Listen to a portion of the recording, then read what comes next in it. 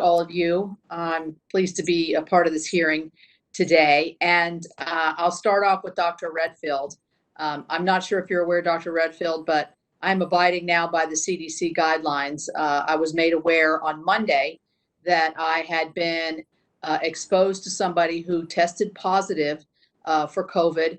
I had, according to what the physician told me, I had been in and around that individual for at least 15 minutes, around within 48 to 72 hours of when he exhibited symptoms. And out of abundance of caution, and I think acceding to your guidelines, I went immediately to the physician at the Capitol, who advised me then that I must quarantine for 14 days. I did subsequently take a test and tested negative, which I'm very obviously pleased about.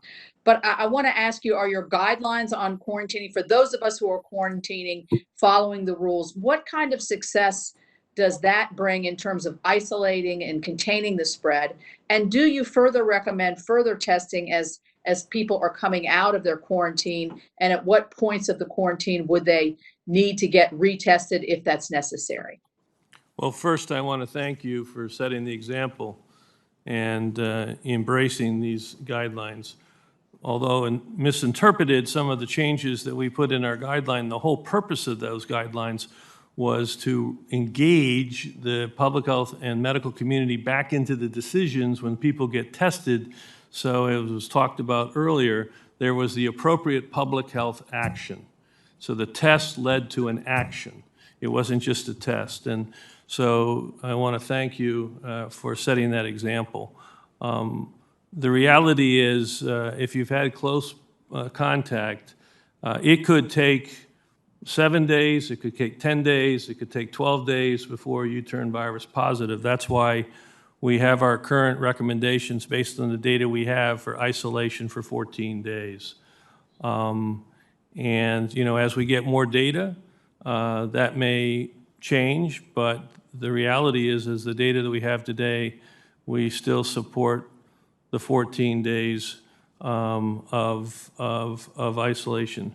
We do have very good data in our household studies, where households that have introduced COVID, where individuals practice masks and hand washing and distancing, we've been able to show there's limited transmission in those household settings.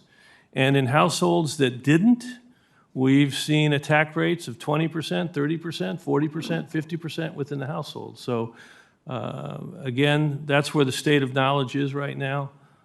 There may come a time when we have better data that can shorten it, but right now, even if we shortened it to 10 days and a number of people have asked to look at the data, we would still then send home probably 10 to 12% of people who would later turn out virus positive. Well, thank you for that.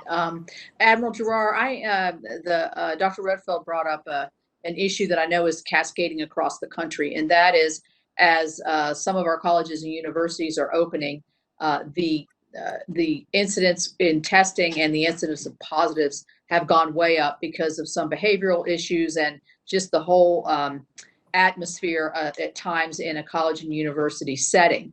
So there's a great interest on tests to get the rapid turnaround test. The Abbott test I know is of interest to the universities. How are you, I know you're beginning to deploy these to nursing homes and highly